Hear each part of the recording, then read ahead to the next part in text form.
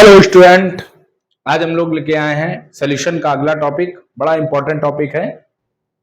Topic है अपना relation between mole fraction and molarity and density, मतलब मोल प्रवाह, मोलरता और घनत्व में संबंध। तो चलिए इस लेक्चर को देखते हैं बेटा। बड़ा ही इंपॉर्टेंट टॉपिक है मोलरता, मोलरता तथा मोल प्रभाज व घनत्व में संबंध। घनत्व में संबंध बेटा बहुत इंपॉर्टेंट टॉपिक है ये अपना। तो चलिए आज हम लोग इसको समझते हैं क्या है। देखिए मोलरता क्या होती है बेटा। अगर मोलरता की बात करें तो मोलरता मतलब कैपिटल एम इक्वल क्या होता है अपने पास, small W by M dash into V, और ये वी किस में होता है बेटा, लीटर में। इसी को अगर मैं एमएल में लगाऊं तो क्या आ जाएगा, कैपिटल एम बराबर small W M dash into V, अगर वी एमएल में हो तो इंटू थाउजेंड्स। क्लियर है। इसको मैं मान लेता हूं इक्वेशन नंबर फर्स्ट, राइट। चलिए यहां तक समझ में आ रहा होगा, ठीक है। अब बेटा देखते हैं जो विलयन का घनत्व होता है, विलयन का घनत्व होता है डेंसिटी, वो क्या होती है बेटा, विलयन का द्रव्यमान, विलयन का द्रव्यमान बटे विलयन का आयतन, ठीक है, विलयन का आयतन। और ये बेटा ग्राम पर एमएल में यूनिट होती है डेंसिटी की, ठीक है। तो विलयन का द्रव्यमान मतलब क्या हो जाएगा, विलय का द्रव्यमान प्लस विलायक का द्रव्यमान, ठीक है।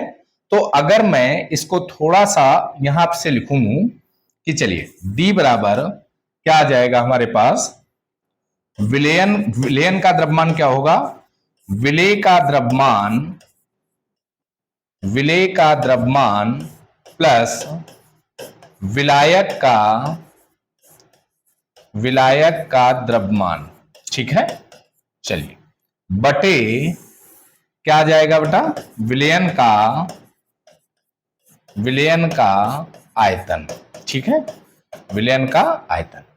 अब बेटा यहां पे एक बात समझिए, जो विलय का द्रव्यमान होगा, चूंकि विलय का द्रव्यमान कैसे निकालेंगे, तो विलय के मोलों की संख्या बराबर होता है विलय का द्रव्यमान बटे विलय का मोलर द्रव्यमान, या विलय का भार बटे विलय का अणु भार। तो यहां से स्मॉल डब्ल्यू बराबर आ जाएगा N into small M dash. Clear है।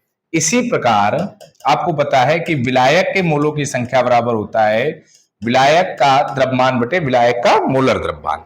तो यहां से कैपिटल डब्ल्यू बराबर क्या आ जाएगा, capital M N into M dash. Clear.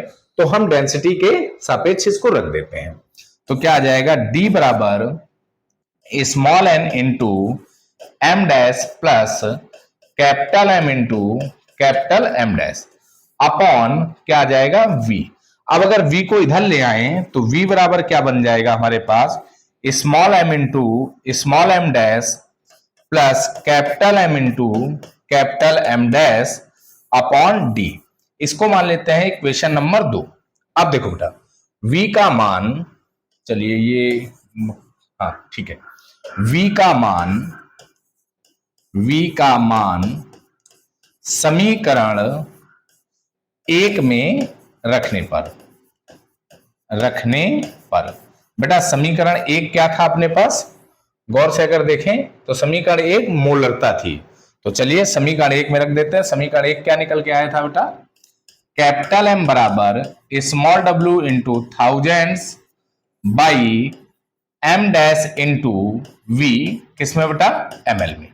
अब v का मान उठा के रखना है, तो चलिए यहीं पे रख देते हैं, v का मान उठा के बेटा यहीं पे रख देते हैं। तो क्या आ जाएगा, कैपिटल M बराबर small w into thousands by m dash into small m dash plus capital M dash upon d।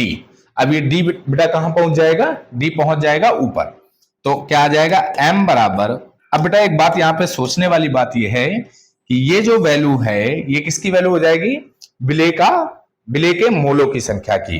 तो यहां पर इसकी जगह मैं, मतलब चूंकि n बराबर क्या होता है small w by small m dash, तो इसकी जगह पर मैं क्या रख सकता हूं स्मॉल n। तो यहां पर क्या आ जाएगा, चलिए कलर चेंज कर लेते हैं, small n into thousands by क्या आ जाएगा बेटा, d ऊपर पहुंच जाएगा इंटू d, और यहां क्या बचेगा n m dash plus n capital M dash, ये बचेगा। अब इसको मान लेते हैं बेटा इक्वेशन नंबर तीसरी। अब बेटा यहां पे एक बात समझने वाली बात ये है, मैं ये कहूं कि समीकरण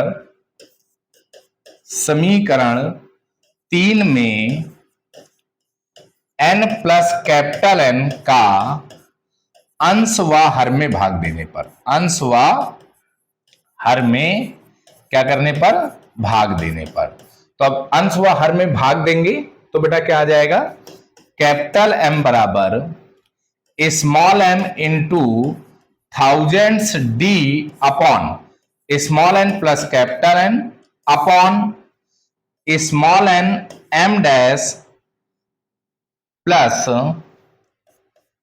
या इसको यहां पर भाग देंगे तो बेटा पूरे में भाग चला जाएगा, चलिए मैं इसको और अच्छे से लिख देता हूं, क्या आ जाएगा small n m dash upon small n plus capital N plus capital N m dash upon small n plus capital N, ये आ जाएगा।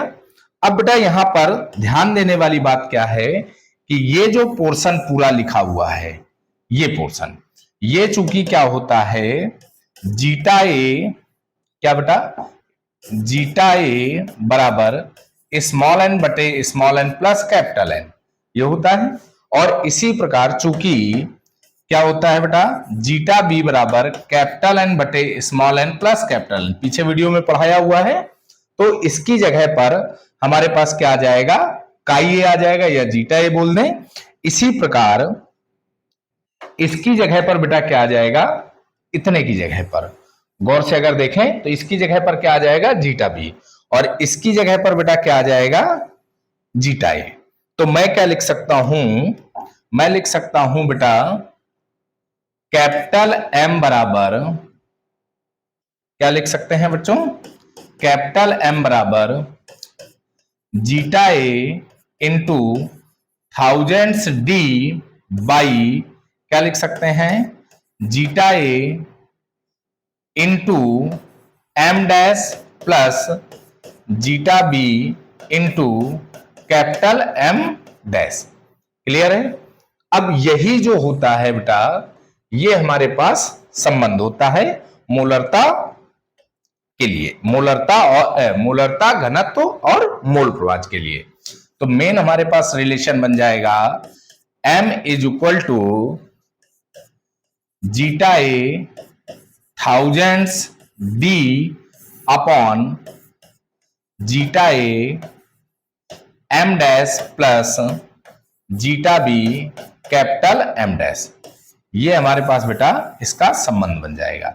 अब किसे क्या कहते हैं इस बात को हम यहां पर आइडेंटिफाई कर लेते हैं, तो देखते हैं किसे क्या बोलते हैं बेटा, ध्यान दीजिएगा। कैपिटल M को क्या बोलेंगे, विलयन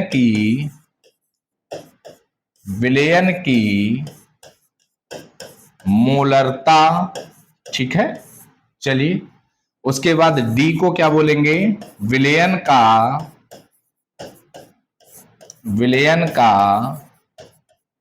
घनत्व। उसके बाद क्या बोलेंगे बेटा स्मॉल m डैश, क्या बोलेंगे बेटा विलेय का अणुभार या मोलर द्रव्यमान भी बोल सकते हैं, अणुभार या मोलर द्रव्यमान। कैपिटल M डैश को क्या बोलते हैं बेटा विलायक का अणुभार या विलायक का मोलर द्रव्यमान, ठीक है। और हमारे पास जो जीटा ए है इसको क्या बोलेंगे बेटा विलेय का मोल अंश, और जो जीटा बी है वो क्या हो जाएगा विलायक का मूल अंश। क्लियर है बेटा? किस सिंबल को हम कौन सा नाम देते हैं, ये बात मैंने यहां पे आपको क्लियर करके बता दी है। ठीक है, चलिए ये हमारे पास रिलेशन है बच्चों। इस रिलेशन को हम बहुत इंपॉर्टेंट तरीके से ध्यान रखने वाले हैं। ठीक है, अगले वीडियो पे आपको अगला वीडियो जो आएगा वो आएगा हेनरी लॉ का, तो देखते रहिए आरजे केमिस्ट्री कैंपस। चलिए, थैंक यू।